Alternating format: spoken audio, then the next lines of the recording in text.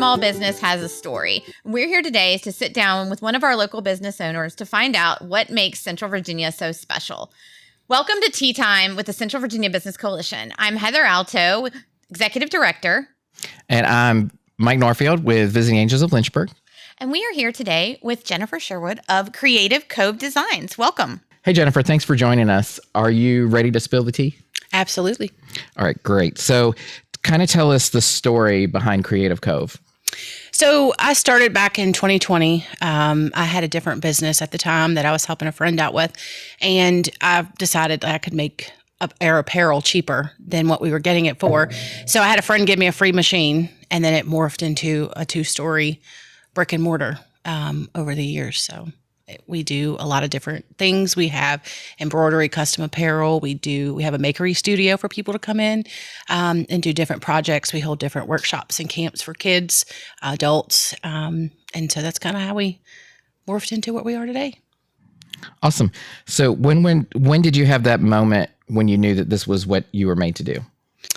I've probably had a lot of those moments, but most importantly, it's when I give somebody something and their idea has morphed into an actual product and it brings them joy and happiness, or whether it's a grandma's recipe or something that we've engraved and put on cutting boards or things like that. It's just the happiness from clients that I realize that this is what I'm supposed to be doing. So I'm sure, as with any business, you face challenges. What are some of the challenges you've faced starting out? Starting out, some of the challenges were just the equipment, the learning curve of all the pieces of equipment, or doubting myself, like, can I really do this? Or thinking like this was going to be easy. But those are some of the biggest challenges when we first started out. Since then, as we've grown, we've been in more challenges, such as payroll and things like that. Hiring was a big eye opener for us. So what keeps you pushing forward after facing the challenges that you have? So I keep moving because my daughter, she's in line. This is what she wants to do. This is the career path that she wants to do. So at first I thought I would just work until I got tired and then find something else.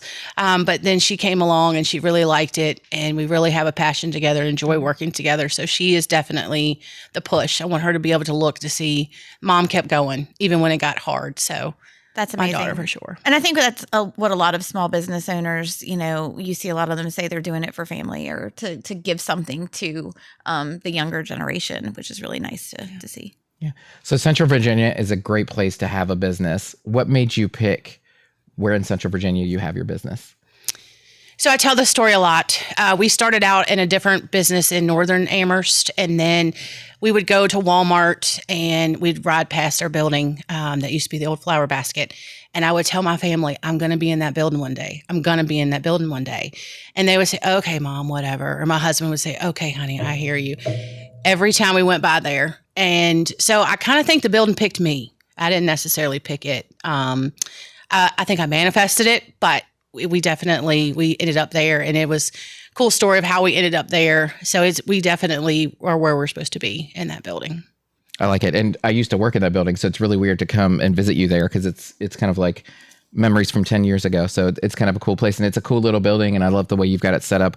We saw that, I saw that you did in December, you did some wreath classes and things like that. And it's a very unique building set up the way it is so that you can do those classes, but still have a retail space and kind of do that. So I think it is the perfect place for Creative Cove. Yeah. And just a quick highlight, we have our fabulous mugs you may see us drinking out of for tea time. These were created by Creative Cove. So it's just a little sample of some of the work that you do. What is one of the things, like, how do you work with your customers? Like how do you show appreciation for your customers? So one of the things that we thrive on are small businesses.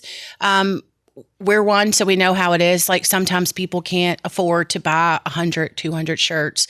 So one of the things we really cater to small businesses. I mean, we have our bigger businesses as well. Mm-hmm. So we do not have minimums. We do not have quotas. If you want one shirt, we're going to make you one shirt. If you want one cup, we're going to make one cup. And so I feel like we work with every client and build budgets for people. So if you come in and you tell me you only have a certain budget, then I'm going to help you build what we can to fit in your budget. So we do cater a lot to small businesses. Awesome. So how long have you been part of the Central Virginia Business Coalition? I think like a year and a half. Okay. And how has the CVABC supported your journey? Networking. We have been, as a member, we are heavily supported. There are resources that are given to us, the networking opportunities that we would not have otherwise, to bring all business owners together to show us that we are not, in fact, alone. Because when you start on this journey, it does feel alone.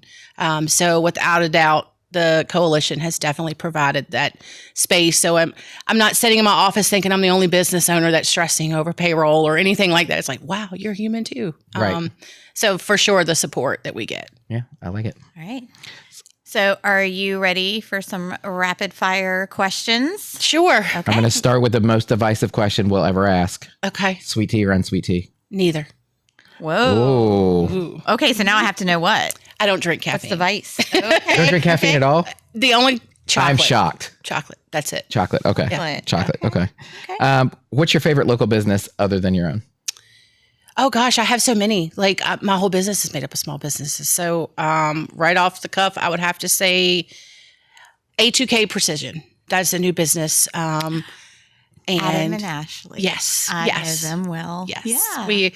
I've helped them. I've watched them grow and did a lot for them, and absolutely loved their journey and what they've been on. So that would be my answer. All right. So tell us a myth about your business that we kind of can dispel right here.